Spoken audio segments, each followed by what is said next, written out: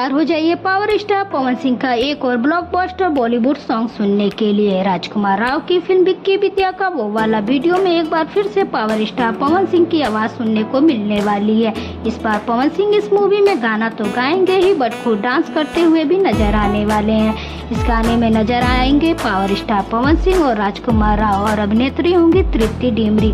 और इस सॉन्ग में हनी सिंह का रैप भी होने वाला है। यह पूरे तरीके से देसी सॉन्ग होने वाला है। आज यह गाना आप लोगों को सुनने को मिल जाएगा टी सीरीज के मेन वाले चैनल पर, जो कि हिंदुस्तान का ही नहीं बल्कि पूरे इंडिया का सबसे बड़ा चैनल है। तो उस चैनल में यह नया गाना रिलीज हो रहा है। तो यह सॉन्ग आपको आज 11 बजे तक नहीं तो शाम 5 बजे तक सुनने को जरूर मिल जाएगा। तो यार एक प्यारा सा लाइक कर दीजिए और कमेंट करके बताइए कि आपको पवन सिंह का बॉलीवुड सॉन्ग कैसा लगा। और अगर आप भी हैं पावर स्टार पवन सिंह के फैन तो इस वीडियो को लाइक करें और साथ ही साथ चैनल को भी जरूर सब्सक्राइब करें। Thank you.